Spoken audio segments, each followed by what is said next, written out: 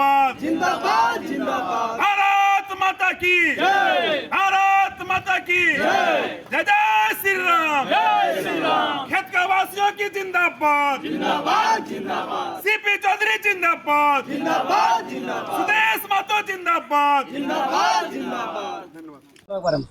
आज हम अपने परिवार के लोग से जिनके साथ में सुख दुख में हम 24 घंटा लोग ने हमको खोजा और हमने खड़ा रहने का कोशिश किया, खड़ा भी रहा चौखट से लेकर घर परिवार के बीच में। उस परिवार से मेरे कल रात में सूचना मिला, उस परिवार से आज हम मिलने के लिए अहले सुबह आए हैं। मैं सबसे पहले सभी खेतकों के नौजवान साथी खेतकों के मेरे अभिभावकों से हम अपने तरफ से हम नमस्ते जोहार करते हैं कि जिस परिवार के लोग ने मुझे हर समय याद किया, उस परिवार के बीच में आज चुनावी माहौल में मुझे सुबह सुबह आज बैठ के इनके साथ दो बात करने का मौका मिला, इसलिए मैं आज खेतको गाँव में आया हूँ और अपने परिवार के साथ बैठ के बात कर रहा हूँ। विपक्षों के प्रति रैलियों में जो रोका जाता है उन पर क्या करना है, इसको किस नजरिए से देखते हैं?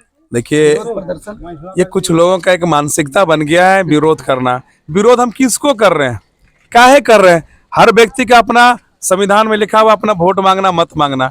अब विरोध करना है तो देश के विरोधियों के जो देश को बर्बाद करने के लिए लगा, उसके लिए अगर क्षमता है तो आप नौकरी लो, फोर्स बनाओ और उसको विरोध करके दिखाओ। घर परिवार के लोगों को विरोध करना ये कहीं ना कहीं ये आने वाला जनरेशन को खराब करने का प्रयास कर रहा है। ये उदारता का पहचान है। ये उदारता से राजनीतिक नहीं होता है, राजनीतिक एक व्यवहार से होता है, व्यवहारिक से होता है और अपने परिवार को मिला के चलता है।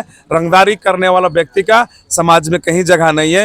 रंगदारी करने वाला व्यक्ति को वहां पर होना चाहिए जहां पर समाज का कोई नाता रिश्ता नहीं। विपक्षों के द्वारा ये भी कहना है जो विकास बहुत कम हो गया। आपको ये भैया देख ले, कामों का नाम बताइए जिससे सांसद महोदय ने आपका खेत को इसी गांव का मैं पहला उदाहरण देता हूँ। खेत को में इसी गांव से गली से लोग गुजरते थे, सारा मोटरसाइकिल फोर व्हीलर बाइक।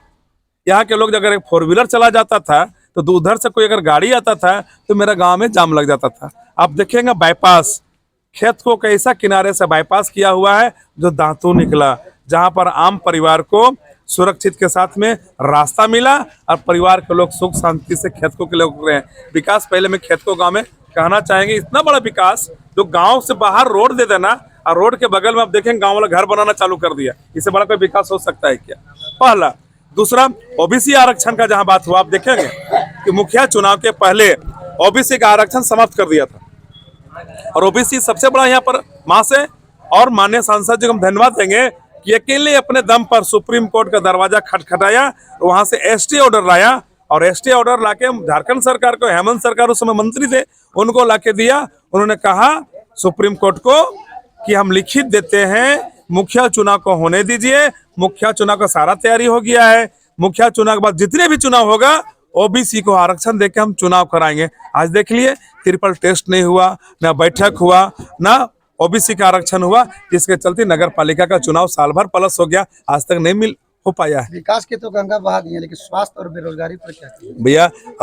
आज भी युवा पलायन कर रहे हैं भैया। ये हम विस्थापितों को सोचना होगा। पलायन का मुख्य कारण था हम और आप। आज तक जो विस्थापित का हक अधिकार का जो बात था, आज तक किसी सांसद ने, किसी विधायक मंत्री ने, यहाँ बेरमो कोयलांचल में तो मुख्यमंत्री को दिया बिंदेश्वरी दुबे को, यहाँ से कई बार सांसद कितने राज्य मंत्री दिए, कितने मंत्री दिए, लेकिन किसी को चिंता बेरमो कोयलांचल के विस्थापित का नहीं था, जिसका चलते यहाँ से विस्थापित परिवार का बच्चा पलायन होके दूसरे राज्य में जा रहा था। मैं धन्यवाद दूंगा मैंने सांसद जी को, मैं धन्यवाद दूंगा पूरे कोयलांचल के विस्थापित परिवार को जो 27 नवंबर को आपने बंदी करके दिखा दिया कि विस्थापित का परिवार का अगर कोई हक अधिकार दिला सकता है तो विस्थापित का बेटा माननीय सांसद चंद्रप्रकाश चौधरी ने। पिछले 5 साल में जो ना हो सके, आने वाले जो चुनाव जीतिएगा सबसे पहला प्राथमिकता होगा चुनाव जीतने के बाद विस्थापित परिवार के साथ में बैठेंगे और वहाँ जो कोयला मंत्री भारत सरकार नरेंद्र मोदी जी ने माननीय चंद्रप्रकाश चौधरी के नेतृत्व में जो ट्रिब्यूनल का गठन किया गया, जो सुप्रीम कोर्ट का जो सीनियर जज बैठेंगे, हम चाहेंगे हर प्रोजेक्ट के एरिया में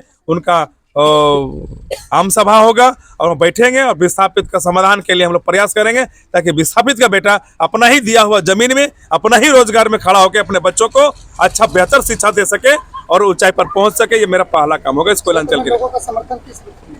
आप देखेंगे हुजूम जो माननीय प्रधानमंत्री जो कर दिए, जो माननीय चंद्रप्रकाश चौधरी के जो नेतृत्व में देश में जो किया है, हर परिवार आज मोदी जी का ऋणी है और मोदी जी जो कर दिए देश के लिए, इसका ऋणी बन के 365 दिन 1825 दिन जो मोदी सरकार का जो योजना लेके लोग घर परिवार सुख शांति, अनाज से लेके गैस चूल्हा से लेके हेल्थ सुविधा से जो मिला है, सबने कहा है कि जब मोदी जी 365 दिन, सीपी चौधरी जो 1825 दिन जनता के लिए किया है, मोदी जी के लिए एक दिन वोट देके मोदी जी को पुनः प्रधानमंत्री बनाने के लोग तैयार रहेगा।